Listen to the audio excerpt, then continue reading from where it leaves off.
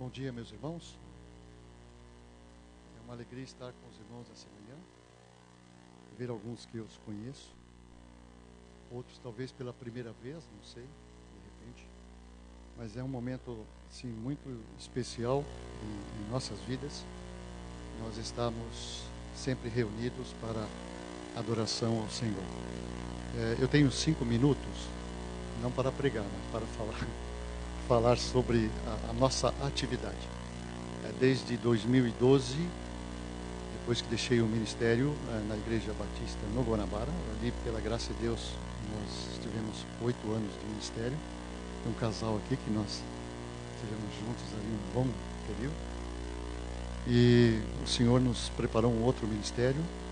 Eu recebi um convite do diretor da faculdade, o pastor Lazzarini, para desenvolver um ministério tempo integral como professor integral da faculdade e também como coordenador. Até naquele momento era um curso somente de pós-graduação, um curso de pós-graduação em aconselhamento. Se não me engano, aqui nós tivemos uma formatura no templo dessa igreja, primeira turma, e eu tive o privilégio de participar dessa primeira turma. E depois, coordenando agora mais 2 cursos de pós-graduação, que é em exposição bíblica, e esse ano iniciamos o curso de missiologia, a pós-graduação em missiologia. E depois recebi um convite do nosso diretor executivo, o pastor Valdo Romão, para trabalhar como coordenador da macro-região de Campinas. O estado de São Paulo foi dividido pela nossa convenção em 12 macro-regiões. Em cada uma delas existe uma cidade polo com um coordenador. O papel do coordenador é o mesmo papel, em termos assim, o mesmo papel do nosso executivo. O pastor Valdo Romão tinha a incumbência, e ainda tem essa incumbência, lógico, mas agora sem essa carga enorme, tinha incumbência de visitar todas as igrejas do estado de São Paulo. Para os irmãos terem uma ideia, nós somos hoje 1.259 igrejas batistas, sem contar as missões. Então, é um trabalho não impossível, mas muito difícil para uma pessoa somente fazer. O que a convenção fez com esse projeto, chamado Projeto Eis-me Aqui? É um projeto que tem como objetivo principal estreitar as relações das igrejas com a convenção, aproximar essas relações. Havia um hiato enorme, né, nesse sentido. E agora, cada coordenador, somos em 12 coordenadores, cada coordenador tem a sua responsabilidade dessa atividade. Eu, com a Magali, minha esposa, nós temos viajado a nossa macro-região, são 90 municípios, começa em Bragança Paulista e vai até a região de São João da Boa Vista. São 191 igrejas,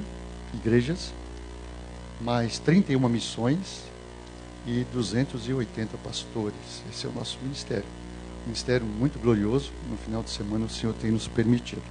Então, conto com as suas orações. E quero dizer que, quando estou aqui nessa manhã atendendo um pedido da igreja na pessoa do pastor Marcílio, eu estou também representando a nossa convenção. Mas quando eu estou na convenção, eu estou representando essa igreja. Então, eu sou representante dos irmãos, sou servo dos irmãos. Estamos tão próximo aqui. Eu tenho um escritório lá na faculdade e estou sempre à disposição, dentro daquilo que precisar e a gente poder atender. Ok? Então vamos à nossa mensagem desta manhã, porque esse homem tão pequenininho ali me deu uma ordem lá. Olha, você tem que me entregar até no máximo 10:12. Não sei porque 10:12, poderia ser 10:15, mas ele falou 10:12. Então eu quero ser fiel a isso. Quando estávamos na sala de aula, era eu que dava a ordem para ele. Tu lembra disso, né? E ele obedecia. Agora é o contrário, eu tenho que obedecer. Ok, a mensagem que estamos pensando nesta manhã Eu creio que em todos os momentos da nossa vida ela tem o seu lado relevante, esse assunto, ele tem o seu lado relevante. E em alguns momentos esse lado relevante ele se torna mais intenso, mais profundo. A igreja passa por um momento de sucessão pastoral e eu sei que todo esse momento ele tem assim cria uma grande expectativa. E em alguns momentos nessa expectativa que cria também, com o passar do tempo, já cria algumas angústias nesse sentido. E mais do que nunca, quando pensamos na sinergia, que é aquela expressão de cooperação, nós estamos pensando não numa cooperação de alguns, aqueles que têm talvez sobre si uma responsabilidade maior, como no caso a liderança da igreja, mas estamos pensando que essa cooperação, ela se faz como uma cooperação mútua, que é exatamente o sentido que esta palavra sinergia traz para nós. Cooperação mútua, visando melhorar o nível de relacionamento e de convívio entre as pessoas. Talvez os irmãos não têm aqui à frente ainda aquele servo de Deus, aquela pessoa que Deus coloca como o referencial, como uma direção para as nossas vidas. Mas nem por isso nós devemos parar ou esquecer que estamos convivendo como um corpo. E como corpo, nós necessitamos, nesse convívio, atender às necessidades uns dos outros. Exatamente, eu entendo assim que é para isso que a igreja existe. A igreja existe para que todos se sintam amparados, todos se sintam atendidos em suas necessidades. Então nós vamos ler o texto, que é em Romanos capítulo 12, verso de 9 a 21.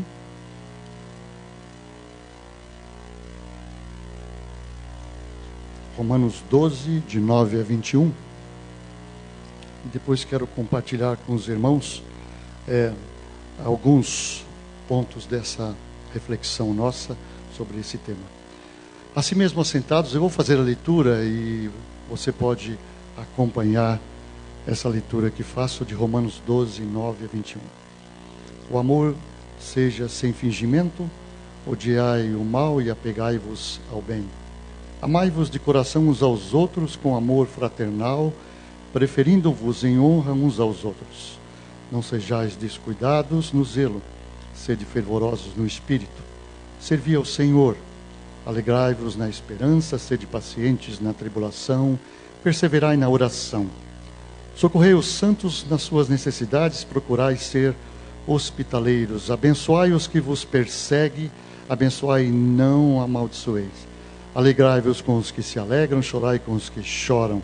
Sede unânimes entre vós, não sejais orgulhosos, mas prontos a acompanhar os humildes.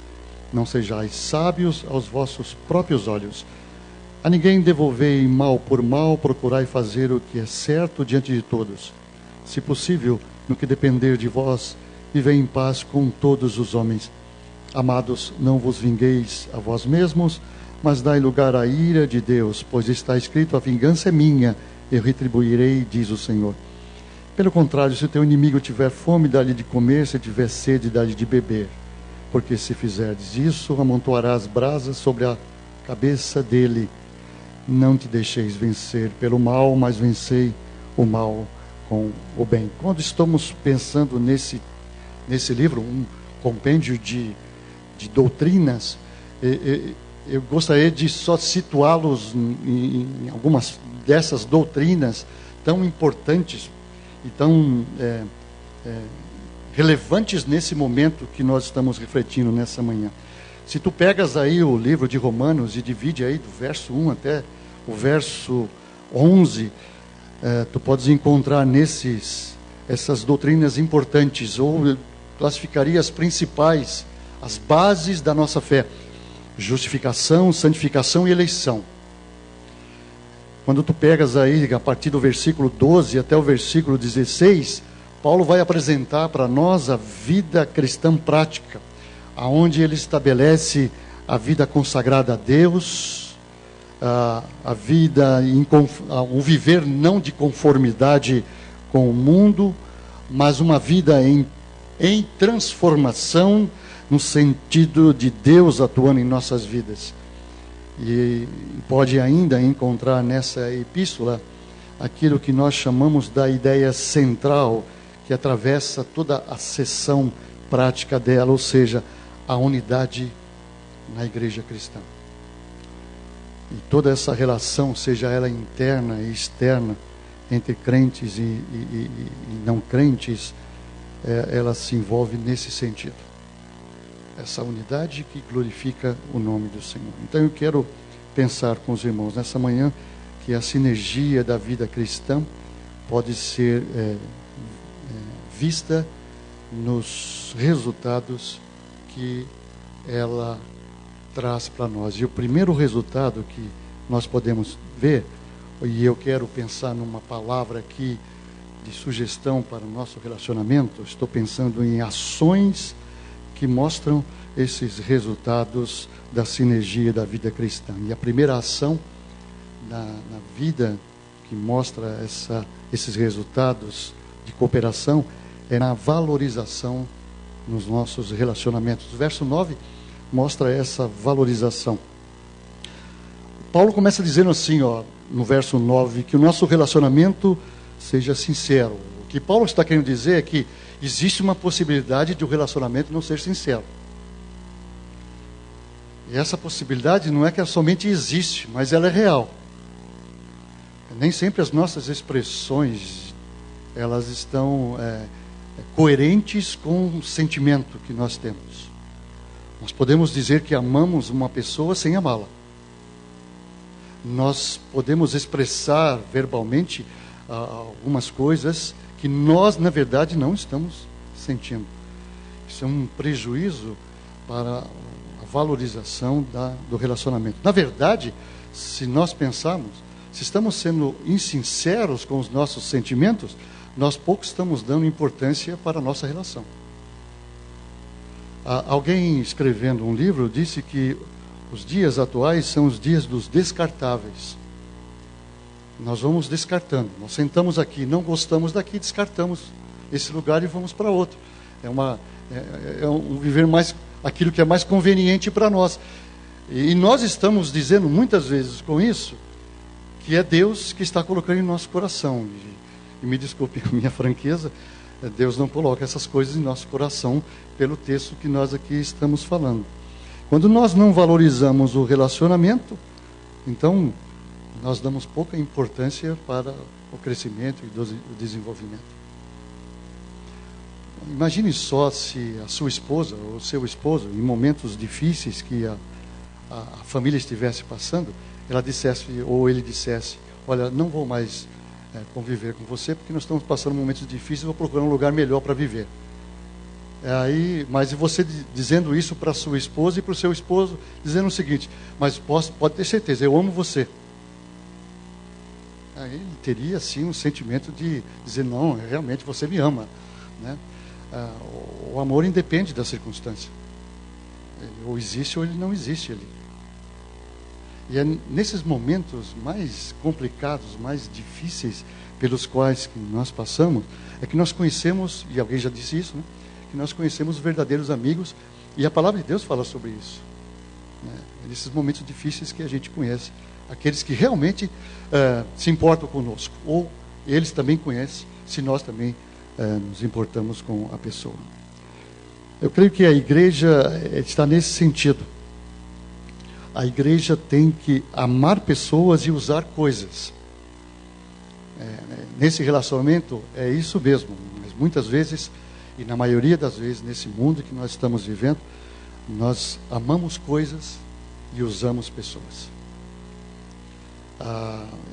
Tem um livro do Solano, Aconselhamento Pastoral, ele falando sobre esse mundo pós-moderno, ele fala da enfermidade da igreja, aonde a igreja, ela se tornou uma igreja mais realizadora do que relacional. mais realizadora, porque as prioridades do ministério da igreja não são mais relações, mas a prioridade está em números e financeiro. É numérico e financeiro. Talvez aqui nessa manhã nós podemos usufruir muito bem desse momento que Deus está nos dando, ou não. Podemos sentar e contar os bancos vazios que ainda estão aqui. E dizer assim, lá no passado, nós tínhamos todos esses bancos repletos para o domingo de manhã. O que está acontecendo com a nossa igreja? O que está acontecendo com a nossa igreja é exatamente o que está acontecendo com o seu pensamento. Nós somos exortados logo no início desta manhã, numa oração e também nos cânticos, estamos aqui bem à vontade para louvarmos o Senhor. Quem aqui não acredita que Deus está olhando essa manhã aqui, os irmãos que estão aqui? Alguém acredita que Deus não está olhando aqui? Ele está vendo. O que ele está vendo? Bancos ou pessoas? Pessoas. Então ele não conta quantas pessoas ele está vendo para dizer, bom, de acordo com isso eu vou ou não abençoar. Não é isso. A relação não é essa. Então, quando pensamos na valorização do relacionamento, estamos nos relacionando não com um aspecto físico, nós estamos nos relacionando com pessoas. E quero dizer para os irmãos que depois que saímos daqui, isso aqui não é igreja. Não é igreja. Esse lugar não é igreja. Esse lugar chama-se templo. Aonde a igreja vem para cá. Então a igreja está aqui nessa manhã. Eu e você. Que bom é você olhar para a pessoa do seu lado, não aquela com quem você talvez tenha um pouco mais de afinidade, mas todos, olhar um para o outro e perceber que há uma necessidade de termos um amor genuíno que vai se originar pela negação do mal e o apego ao bem. Alguém disse que o cristão deve amar e odiar com a mesma intensidade. Amar aquilo que constrói e odiar aquilo que traz uma destruição, aquilo que traz separação. E a gente sabe o que é que traz isso nesse sentido. Então, nesse primeiro aspecto, nesse primeiro ponto nosso, eu quero terminar fazendo uma aplicação dizendo que a sinergia na vida cristã é o resultado ao esforço mútuo, ao esforço de todos, no sentido da busca de um relacionamento genuíno, um amor sincero, onde valorizamos cada pessoa que Deus coloca na nossa presença. Não somente aqueles que são convenientes a nós, mas aqueles que são pessoas que Deus tem colocado no nosso caminho. A segunda ação vem na valorização do que Deus tem nos dado. O que Deus tem nos dado de mais valor? A nossa residência, os nossos bens materiais. Eu não digo que isso não seja bênçãos que Deus possa nos dar, mas não são essas bênçãos que devemos valorizar mais. Pessoas Deus tem nos colocado para que, através desse processo do relacionamento, a gente valorize essas pessoas. Paulo escreve isso dizendo sobre o amor fraternal. E quando ele fala desse amor fraternal, ele deixa bem claro nesses versos de 10 a 12, essa relação de honrar, onde ele usa essa expressão no verso 10. Mostrar apreciação, e isso é o sentido da palavra. Honrar significa apreciar aqueles que Deus tem colocado no meu caminho, seja em qualquer esfera, nesse sentido. Isso é um dado estatístico atual no nosso país, entre tantos dados negativos, estatisticamente falando, que nós temos no nosso país, mais um que nos leva a pensar seriamente. 60% dos casamentos terminam em divórcio. Os outros 40% fica ali. Nós estamos vivendo um momento em que as pessoas, elas vão até o o altar, e ali elas expressam o seguinte: eu vou te amar em todas as circunstâncias e vamos viver juntos até que a morte os separe, mas apenas uma expressão, somente uma expressão. Se criou um hábito, quando se faz uma cerimônia como essa, usar essa expressão. Mas, na verdade, está o seguinte: como estamos nos relacionando de forma convencional, ou conveniente, o que está acontecendo é que em qualquer momento que você não oferecer para mim aquilo que eu quero, eu me afasto de ti pela minha felicidade, não pela sua, pela minha felicidade. Então não há uma valorização daquilo que Deus tem nos dado. Eu sou um homem privilegiado. Primeiro porque Deus me elegeu para ser alcançado pela sua graça. Ele estendeu essa graça para mim, a graça da salvação em Cristo Jesus. Depois, a esposa que Ele me deu. Sou privilegiado porque é uma mulher que Deus colocou em meu caminho, me ensinou esse sentimento de se dar um pelo outro. Estamos casados hoje, pela graça de Deus, 35 anos. E quando você vai em algum lugar, que você está conversando com pessoas, e a pessoa pergunta: quanto tempo você é casado? E fala: 35 anos. Qual é o segredo disso? Não existe segredo. Existe valorização. Eu olho para minha esposa e a valorizo como alguém muito especial que Deus me colocou, Deus me presenteou. E como se dá essa valorização? Se dá em você se entregar pelo outro. É esse o sentimento de amor. Amor é se dar pelo outro. Vamos pensar como corpo agora, como igreja. Como valorizamos aquilo que nós chamamos de igreja, nossa igreja, essa expressão que nós temos, a nossa igreja. Então você olha para a pessoa lá do canto, lá atrás, lá em cima, lá no outro canto. Todos que estão aqui pertencem a uma igreja chamada Primeira Igreja Batista de Campinas. É essa expressão mesmo? De Campinas. Então, formam um corpo. Estamos apenas divididos por um espaço. Esse corredor divide por esses bancos aquele outro. Somente isso. Não, só esse espaço que pode ter essa questão. Mas se você lá da ponta não valoriza aquele outro lá da ponta, e somos membros do mesmo corpo, como se dá essa relação? Como se desenvolve isso? Como podemos pedir que Deus abençoe a igreja quando ela mesma não se valoriza no sentido do relacionamento? Do relacionamento que Cristo sempre valorizou. Cristo valorizou tanto as pessoas que você vai concordar comigo de uma das expressões mais lindas, e eu gosto dessa expressão nesse texto.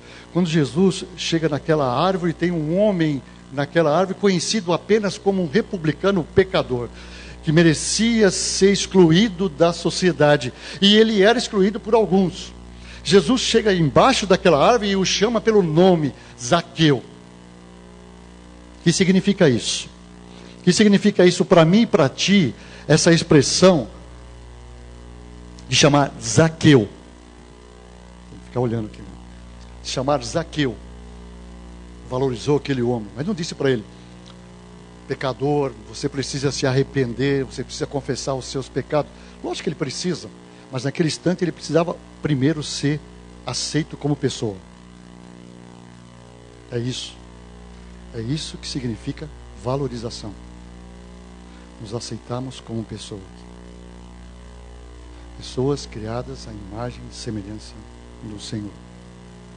E todos nós carecemos dessa expressão do nosso Senhor e Salvador Jesus Cristo. Mas há um pecado que ronda muitas vezes, que faz com que isso não aconteça, essa valorização não aconteça, que é a questão do orgulho, com quem nós devemos ter muito cuidado com esse sentimento.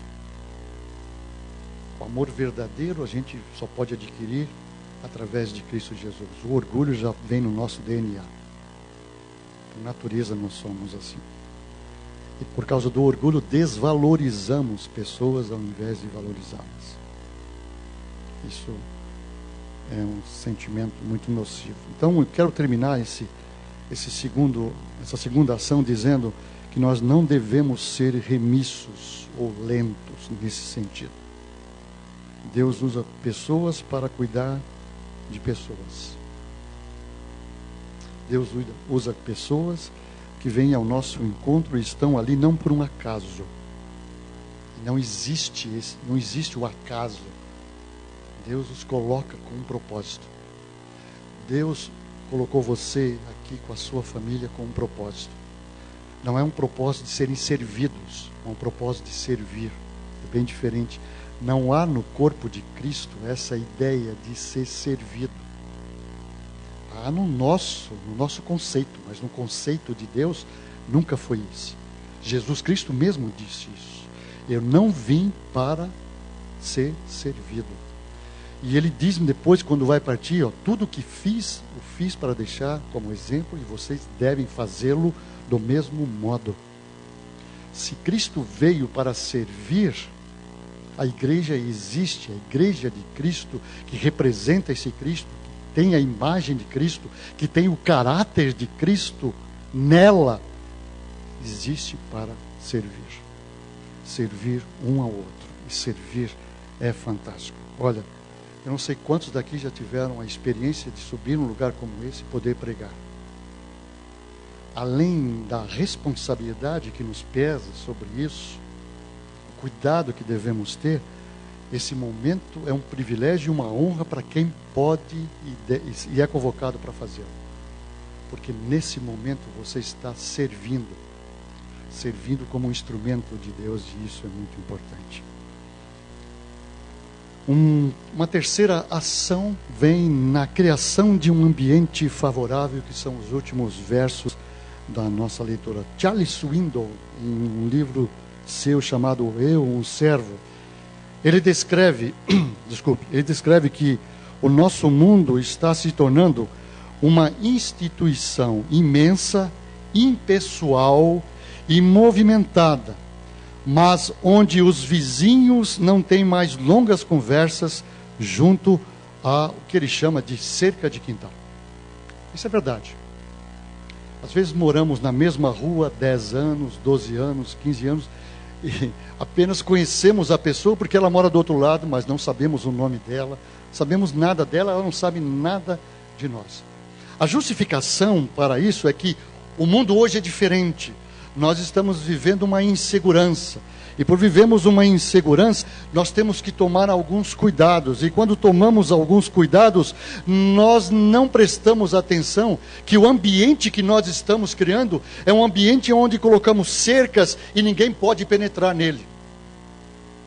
E aí entramos naquela expressão, você no seu cantinho e eu no meu, e vamos tentar viver assim.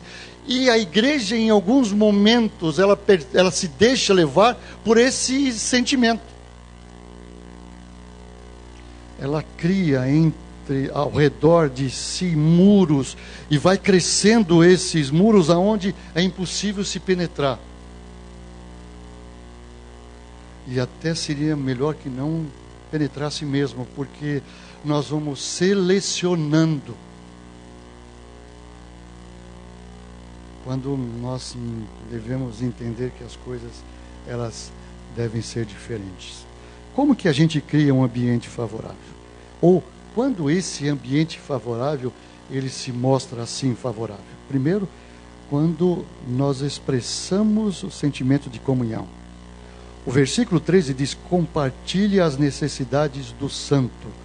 Ou seja, participa dessas necessidades, do sofrimento dos outros, reparte isso. Agora há pouco, nós somos chamados para trazer até aqui à frente uma parte daquilo que Deus tem nos concedido. E não precisaríamos ser orientados a fazê-lo, dizer que isso aqui é para o ministério da igreja. Isso aqui deveria ser uma coisa natural nossa. Deveria ser uma coisa de sentimento, de mostrar, olha, eu quero continuar tendo comunhão, eu quero repartir os meus recursos para que outros venham ser beneficiados com isso. Quando cheguei aqui em Campinas, para o ministério no Guanabara, nós não tínhamos um veículo. E um irmão muito simples, nossa igreja. Ele tinha 2 veículos, vocês lembram disso, né? Ele tinha 2 veículos. E ele disse para a igreja o seguinte: meu pastor não vai andar de ônibus. Se eu tenho 2 carros em casa, por que eu não vou dar um para o meu pastor? E eu lembro que ele escolheu o melhor carro. Ele me deu o melhor carro que ele tinha. E é interessante, aquele homem deu, e eu olhava nos olhos daquele homem, e ele estava dando com o coração. Os olhos mostram exatamente esse sentimento. Aquele homem me abraçou chorando de alegria por poder servir o pastor dele. Isso move o nosso coração, não por esse gesto, tão somente que não teria problema andar de ônibus, não teria dificuldade nenhuma com isso, mas apenas essa disposição de ficar livre nas mãos de Deus, para que os nossos recursos sejam usados por Deus, para que outros sejam beneficiados com isso. Eu estou falando de uma coisa material, mas estou falando de estar ao lado, que essa é a expressão mesmo, né? Estar ao lado e a pessoa saber que eu estou ali para poder servi-la. Na criação de um ambiente favorável, ele se torna favorável também ao amor agape. Verso 15, 14 e 15, ele usa essa expressão, abençoai, ou seja, invocar as bênçãos de Deus sobre. Essa expressão da palavra abençoar, invocar as bênçãos de Deus sobre. O cristão não é alguém solitário, não deveria ser, mas infelizmente ele é. Infelizmente ele às vezes está sentado num ambiente onde deveria ser propício para ele expressar e manifestar as suas angústias, os seus sofrimentos. E às vezes nesse lugar, em outros lugares como esse, tem pessoas sentadas tentando esconder no seu íntimo, guardando consigo mesmo coisas profundas que tem receio de compartilhar, porque não existe um ambiente favorável para se compreender aquele tipo de sentimento. Quando eu, por favor, não estou defendendo esse pastor, não vão entender isso, mas apenas usando como modelo nesse sentido. Pastor Caio Fábio, antes de cometer o seu pecado, era um referencial. As pessoas iam para todos os congressos que Caio Fábio estava presente. Quando Caio Fábio cometeu esse pecado e tornou-se público, as pessoas rasgaram os seus livros e rasgaram Caio Fábio. Nós nos esquecemos que uma coisa é o Caio Fábio, outra coisa é o pecado. A consequência, Caio Fábio está sofrendo até hoje sobre isso. A questão de se arrepender é questão do Caio Fábio. Não é questão minha em julgar o Caio Fábio e dizer você já não mais pode estar junto comigo. Não é assim muitas vezes que nós, ao invés de desenvolvermos o amor agape, nós desenvolvemos um amor diferente em que nós expulsamos as pessoas do nosso meio, porque elas são perigosas e nocivas, e eu vou colocar isso em aspas, e nocivas à nossa fé, à nossa vida cristã. E eu sou perfeito.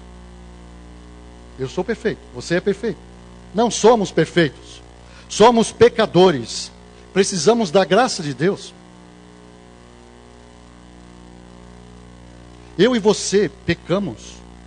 Eu e você saímos de um culto desse, temos que lutar com as nossas limitações e com as nossas fraquezas. O que nós somos? Cristo fala, sem Ele, somos nada, fazemos nada. Se Cristo não estiver em nós, se não permanecemos nele, não fazemos nada. Não adianta todos os títulos, todos os conhecimentos, porque isso não terá valor. Porque não vivemos de títulos, vivemos de relacionamento. Eu não posso chegar na minha casa e dizer para minha esposa, olha, eu tenho um título de doutor e isso, e você deve me olhar como isso. Que é isso? Não é assim que nos relacionamos. Nós temos funções diferentes, mas aqui nós somos pessoas. Amor agape, o amor em que Cristo olha para uma mulher e diz, eles não te condenaram, nem eu. Vai, não peques mais. Mas antes, há uma aceitação dessa mulher. Jesus não olha somente uma prostituta, não olha uma adúltera. Jesus olha uma pessoa. Amor ágape é isso. O amor que possibilita a restauração. E a todos nós é passado isso, esse sentimento de Cristo. Um amor favorável à humildade. O cristão não pode ser uma pessoa egoísta e arrogante. Paulo diz isso. Não sejais pretensiosos, mas de boa vontade associe-se com os de condição humilde. E um amor favorável à paz. O crente não faz inimigos. Ele tem inimigos. É bem diferente. É diferente eu fazer inimigos. É diferente eu ter inimigos. E mesmo tendo inimigos, o Senhor disse que eu não devo olhá-los como inimigos, mas como pessoas que podem ter possibilidade de se tornarem meus amigos. Ele diz bem claro, se depender de vós, se depender de você, estenda sempre o sentimento de paz. Eu termino com uma experiência dentro desse aspecto e mostrando esse resultado de sinergia, da cooperação mútua. Aquela figura mostra claramente, né? Se apenas a diretoria tivesse que carregar o templo da igreja ali, ó, seria muito mais difícil carregá-lo, né? Não sei se você com tanta força poderia, ficaria mais difícil, né? Mas imagine se todos resolverem juntos, cada um dar a sua parte. Olha que coisa maravilhosa, se torna possível, né, fazê-lo. Mas olhem só essa experiência real aconteceu no Canadá. Fizeram uma experiência com cavalos e essa experiência comprovou esse princípio de sinergia. Um cavalo puxou 9.000 libras e um outro cavalo puxou 8.000 libras. Então, na matemática nossa aí, somando os dois, deram 17.000 libras, correto? Perfeito aí na matemática, né? Aí, quando colocaram os dois juntos, para dividirem as forças, os dois juntos somaram 30.000 libras puxadas. O esforço individual, ele pode acontecer? Pode. Mas quando somado à equipe, o resultado é bem diferente. Então aí está, meus irmãos. Vocês elegeram uma comissão. Fizeram muito bem. Exatamente isso, para nós termos um direcionamento. Mas não acabou a sua participação aí. Muito pelo contrário, ela continua. Queremos ter um homem de Deus aqui, de Deus, trazido pelo Senhor.